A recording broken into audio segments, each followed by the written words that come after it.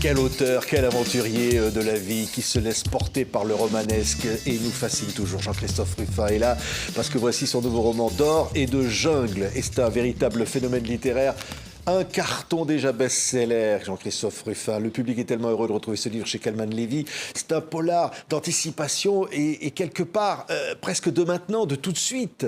Oui, c'est pas de l'anticipation, c'est pas des petits hommes verts en 4050, hein, c'est vraiment l'approche d'anticipation. Hein, c'est à peine de l'anticipation. C'est aujourd'hui ou demain matin. Oui, donc en quelque sorte, c'est de dire les GAFA, les puissances numériques, des sociétés incroyables dans le monde sont tellement puissantes et veulent s'affranchir de toutes les règles aux États-Unis ou ailleurs, un jour pourraient se dire, putain, pour être complètement libre, on va s'emparer d'un État et on sera chez nous, on fera ce qu'on veut. Oui, parce que c'est pas tellement pour des raisons financières d'ailleurs, hein, c'est surtout parce que dans les recherches actuelles sur l'intelligence artificielle, le transhumanisme, la bioéthique, etc., ils butent sur des obstacles juridiques. C'est-à-dire on ne peut pas leur permettre de faire n'importe quoi. Le clonage humain, par exemple, est interdit aux États-Unis. Donc, comme c'est des gens, ces libertariens là, qui sont à la tête de ces entreprises, qui n'aiment pas trop les contraintes, pas du tout même, effectivement, ils ont envie de se libérer du carcan de l'État. Et finalement, le meilleur moyen de se libérer de l'État, c'est peut-être tout simplement d'en avoir un, quoi. Oui, alors ce qui est incroyable dans ce bouquin, c'est qu'on va découvrir le sultanat de Brunei. Vous allez d'ailleurs nous en parler parce que vous êtes allé sur place pour voir les choses. Et donc, il y a des personnages romanesques. Je dis, oui, c'est un roman. Il y a une héroïne absolument fantastique et qui vont partir dans une aventure folle. Ben oui, c'est un roman parce que moi, c'est comme ça que je m'exprime. Je n'aime pas faire des essais ou des cours magistraux, si vous voulez. C'est pas le but.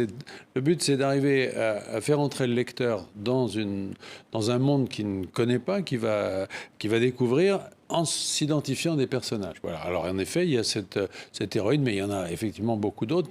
Toutes les idées, je dirais, sont incarnées. Et le pays que j'ai choisi pour ce coup d'État, parce que finalement, c'est comme un petit laboratoire, si vous voulez. J'ai montré, j'ai disséqué un coup d'État sur un petit terrain. Si vous en parlez sur un pays énorme, l'Inde ou autre, c'est pas possible. D'un point de vue narratif, c'est pas possible. Là, j'ai pris un petit État qui existe, hein, qui est au nord de l'île de Bornéo. C'est cette île immense, c'est grand comme 2 fois la France, couverte de jungle, avec les orang-outans, etc. Il y a un petit sultanat au nord, indépendant, très riche à cause de son pétrole et de son gaz, tant qu'il y en a, parce que ça diminue. Une population réduite, 300-400 000 habitants. Un sultan qui va bien, merci, même s'il est un peu âgé. Et voilà, c'est sur ce territoire-là que j'ai choisi de faire dérouler l'histoire. Évidemment, je suis allé voir. Oui, parce qu'alors, évidemment, ces sociétés numériques pourraient faire appel à des sociétés privées. Et quelque part, comment on peut faire un coup d'État 2.0 ? C'est-à-dire qu'au fond, on ne ferait plus des coups d'État avec des canons et des armes, mais avec des fake news et avec de la manipulation pour finalement monter les populations les unes contre les autres. Mais voilà, alors ça, si vous voulez, on a beaucoup écrit sur le coup d'État depuis Cicéron, hein, la conjuration de Catilina, Machiavel, Malaparte, etc. Plus récemment Luttwak, mais c'était dans des époques où évidemment toutes les capacités numériques et cyberattaques, etc. n'existaient pas. Alors aujourd'hui, c'est vraiment un peu la mécanique du livre, c'est-à-dire qu'on peut imaginer un coup d'État qui ne soit pas fait avec une violence extérieure, avec des types qui arrivent et qui tirent dans le tas, mais qui soit fait sous la forme au fond, d'une influence qui est portée sur un pays pour dresser les communautés les unes contre les autres et faire sortir en quelque sorte la violence, faire éclater le pays tout seul, en gros, si vous voulez. Voilà. C'est ça qui se passe. Et c'est ce qui est incroyable. Je disais évidemment, il y a Floria qui est une héroïne. Son grand-père était un mercenaire. On pense à Bob Denard, on pense à des méthodes anciennes. Mais en fait, en quelque sorte, on peut imaginer comme ça, on achète un coup d'État, on va avoir une société, on lui dit, voilà, moi je veux être président, vous allez m'arranger ça, et tout clé en main, il suffit de payer, quoi. C'est la contradiction de ce personnage, parce que Flora, en effet, son grand-père était un mercenaire à l'ancienne, avec cette dimension romantique de soldat perdu. Et en effet, ça évoque des gens comme Bob Denard. Donc elle a ça dans la tête, même si elle n'a pas connu son grand-père, c'est l'image qu'elle a. Puis quand elle va, elle, entrer dans ce milieu et y jouer un rôle, qui est le rôle même central dans cette affaire, elle va se rendre compte que c'est plus ça du tout. C'est-à-dire que c'est plus du tout le romantisme, ce qui va la mettre en porte-à-faux et ce qui va créer la tension dramatique du livre. Parce qu'en effet, aujourd'hui, les gens qui propose, j'allais dire presque sur catalogue, hein, des coups d'État, ça existe. Ça existe. Il y a eu un exemple fameux en 2004, c'était le coup d'État avorté, puisqu'il a échoué en Guinée équatoriale, qui avait été organisé. Dans lequel le fils de Margaret Thatcher avait joué un rôle central. Oui, vous avez d'ailleurs eu, Jean-Christophe, vous qui étiez ambassadeur de France au Sénégal, l'occasion de rencontrer à l'époque le président Wade.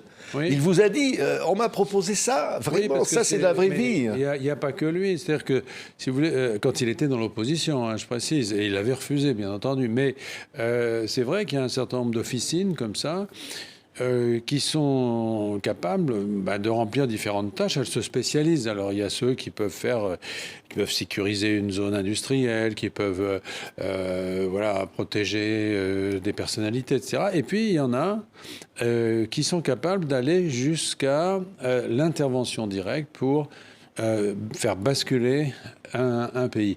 Alors, on a beaucoup parlé de Wagner dans Sahel, hein, mais ce n'est pas le seul exemple. Il y a aussi des officines d'origine sud-africaine. Dans le monde anglo-saxon, il y a beaucoup plus d'expérience là-dedans. Et en effet, là, c'est ce qui se passe, c'est-à-dire que on peut proposer à quelqu'un de le mettre au pouvoir, moyennant pas de finances tout de suite, mais on paye après, bien sûr, hein, et on s'occupe de tout, on vous met au pouvoir, et puis vous paierez après. Ça, c'est ce que j'ai appelé, et c'est ce qu'ils appellent d'ailleurs des coups d'État clés en main. Et ça aussi, c'est une nouveauté, et j'ai trouvé ça extrêmement romanesque, et c'est qui constitue la trame du livre. Oui, c'est formidable. Et c'est vrai, on se dit, voilà, c'est eux les maîtres du monde, au fond. On croit qu'il y a encore des États, alors que ces sociétés d'Internet sont plus puissantes, plus riches que certains États, ont plus d'argent encore, donc sont beaucoup plus puissantes que des États entiers. Oui. Si vous regardez sur les plus de 200 États qu'il y a dans le monde, vous en avez un très très grand nombre qui n'a pas, qui a des budgets très très faibles, qui sont des États fragiles, mal défendus, faibles, etc. Et quand vous les comparez au budget annuel de sociétés de ce qu'on appelle les GAFAM, si vous voulez, c'est de l'ordre de 1 à 3, 400. Hein. C'est-à-dire que ces sociétés sont 3, 400 fois plus puissantes qu'eux. Simplement, ces États ont quelque chose que les sociétés privées n'ont pas, c'est la souveraineté. Ils ont une voix à l'ONU, etc. Voilà. Donc, un jour, je pense, et je pense que ce jour est très proche, cette masse d'États fragiles, si vous voulez, constituera une proie, on pourrait dire, hein, pour ces sociétés privées qui peuvent, non pas les acheter, parce que c'est un peu plus compliqué que ça. On ne peut pas arriver avec des billets de banque, il y a quand même des zones d'influence, etc., mais en tout cas, les manipuler et faire en sorte qu'en s'y installant et en prenant le pouvoir dans ces États, un peu comme les mafias le font avec les narco-États, vous savez, c'est la même chose, elles obtiendraient la liberté qu'elles n'ont plus dans les pays où elles se sont créées. Oui. En même temps, on se dit, au fond, pourquoi faire ? Ils ont déjà tellement d'argent. Ils veulent toujours plus de pouvoir et ils veulent finalement dominer le monde. C'est très inquiétant, au fond, parce que vous dites aussi, on voit bien, ce sont des ados attardés qui sont devenus riches en travaillant, en bricolant dans leur garage et qui ont intellectuellement et culturellement 0 gramme de cerveau. Je n'ai pas pesé, mais ce qui est certain, c'est que ils sont très très compétents dans leur domaine, qui sont très incultes dans d'autres, dans la plupart des autres, et que ce qui les branche, ce qu'ils aiment, les Zuckerberg, Musk, etc., ce sont des grandes idées simples du genre... on va allonger la vie indéfiniment, par exemple. Ça, ils aiment. On va supprimer la mort. Voilà, on va supprimer la mort. On va aller dans l'espace. Alors, dans l'espace, c'est fait, mais on va aller habiter sur Mars. On va transporter l'humanité sur Mars pour faire, comme avaient fait les pères fondateurs de l'Amérique, un nouveau continent, une table rase où on pourra créer. Ça, ils adorent. Et alors, bon, c'est très adolescent, si vous voulez, sauf qu'eux, ils ont les moyens. C'est ça qui est fou. On va prolonger le cerveau pour en faire, finalement, pour le mettre en continuité avec la machine. C'est Neuralink, etc. Ils ont les moyens de le faire. Sauf que pour avoir vraiment les moyens, c'est-à-dire pour ne pas avoir d'entrave juridique, ils peuvent être tentés, et ça je crois vraiment, de s'affranchir de tout ça en prenant le contrôle d'un État et en faisant leurs propres règles là. C'est pas pour des raisons financières, hein, c'est pour des raisons de liberté. Et d'ailleurs, vous savez qu'il y a quelques années, deux deux de ces personnages avaient proposé l'indépendance de la Californie. Et ils avaient lancé cette idée en disant assez avec les limitations, l'État fédéral qui nous emmerde, etc. On va proposer l'indépendance de la Californie. C'est dans le même ordre d'idée. En fait, l'indépendance de la Californie, c'est impossible parce que les États-Unis ne vont pas se laisser faire. Puis ça ne résoudrait pas vraiment leurs problèmes.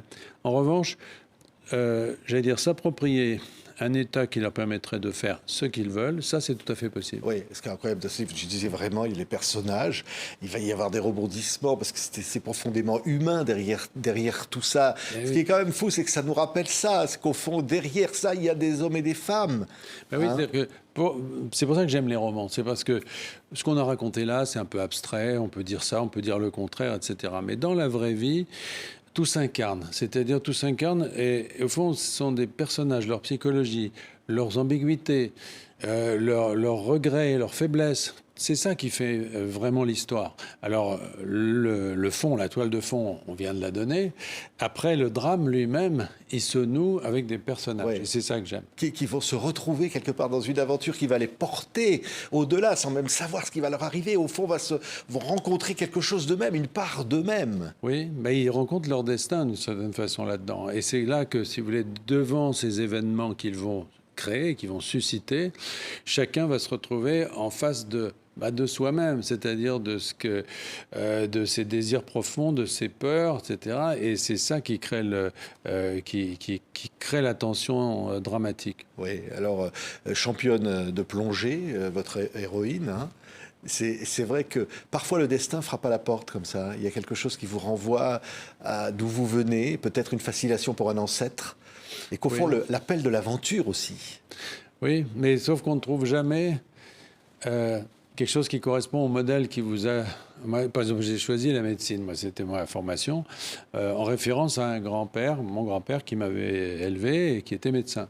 Alors, je pensais être fidèle à la voie qui avait été la sienne. Puis quand je suis arrivé dans ce métier, je n'ai pas trouvé du tout la même chose. C'est pareil pour Flora, c'est-à-dire qu'elle a cette image en tête de son grand-père, qu'elle n'a pas connu d'ailleurs, mais dont la légende, en quelque sorte, flotte dans la famille. Sauf que quand elle va elle-même se lancer dans l'aventure, eh elle découvrira autre chose. Et même peut-être l'amour par moment, où elle va passer à côté. Hein. Ah ben, bien sûr, elle ne peut pas agir sans passion, bien sûr. Oui, la passion de l'île aussi, parce que vous êtes allé sur place à Brunei. Et là, on a évidemment l'image de ce palais, 1700 pièces couvertes d'or, qui existe dans la vraie vie, de ce sultan qui possède le Plaza Athénée à Paris, des hôtels à Los Angeles. Oui, ah oui, c'est un pays étrange parce que c'est pour ça que le titre est justifié par au fond l'image qu'on a quand on arrive dans ce pays, c'est-à-dire qu'il y a de la jungle partout, c'est Bornéo. Ils sont très riches, ils ont le pétrole, ils n'ont pas eu besoin, comme la Malaisie, de couper la jungle pour faire du palmier à huile. Hein. Donc la jungle est intacte et la capitale qui est au milieu, on peut dire, de la forêt. Et on voit émerger de cette jungle des palais d'or, des coupoles d'or.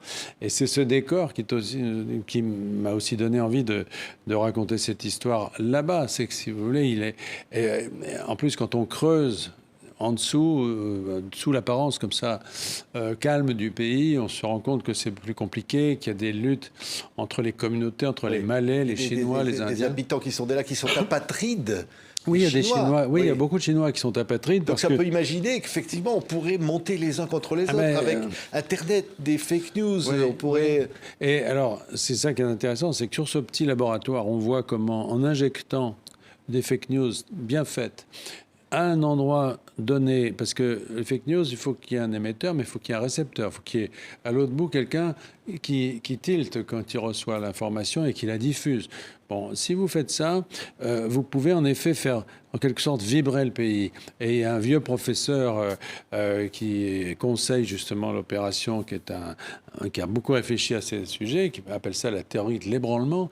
C'est l'idée que finalement toutes ces communautés qui sont un peu sous le boisseau d'un pouvoir assez tyrannique, si vous voulez, eh bien, quand elles se mettent à s'agiter les unes contre les autres, elles peuvent faire exploser le pays. Et ça, c'est vrai pour Brunei, mais il faut bien y réfléchir parce que je pense que c'est vrai ailleurs, et même chez nous. Ah oui, certainement. On pense aux Russes, on pense aux élections présidentielles, on pense aux manipulations des sociétés privées, comme ça existe, des sociétés privées de manipulation. Voilà, mais c'est ça qui est en arrière-plan, c'est-à-dire que ce qu'on observe en petit et ce qui amène à réfléchir sur un petit territoire peut nous concerner aussi, mais alors là, c'est au-delà du livre, si vous voulez, mais ça prolonge la réflexion.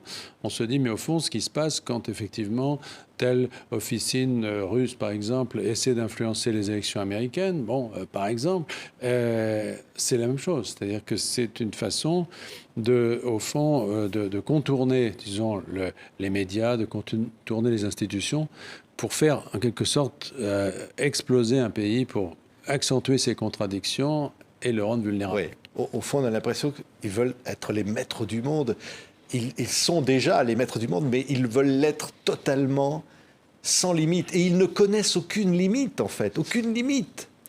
Mais non, alors il y en aura sûrement, parce que tout le monde essaie, tous les États, notamment en Europe, essaient de contenir cette folie technologique qui prend des aspects quand même parfois très très inquiétants, mais ils ont les moyens effectivement d'échapper. Et un de ces moyens, c'est celui qui est raconté là, c'est-à-dire au fond, s'emparer d'un espace qui contrôle entièrement. Merci beaucoup, Jean-Christophe. De l'Académie française, on retrouve évidemment Pensez à Rouge Brésil, on retrouve le souffle de la grande aventure, le diplomate que vous avez été, Jean-Christophe Ruffin d'Or et de Jungle. C'est un carton, ce livre, je le dis vraiment, le public en a fait déjà un best-seller, c'est publié chez Calman Levy. Merci beaucoup d'avoir été avec nous, Jean-Christophe. Merci.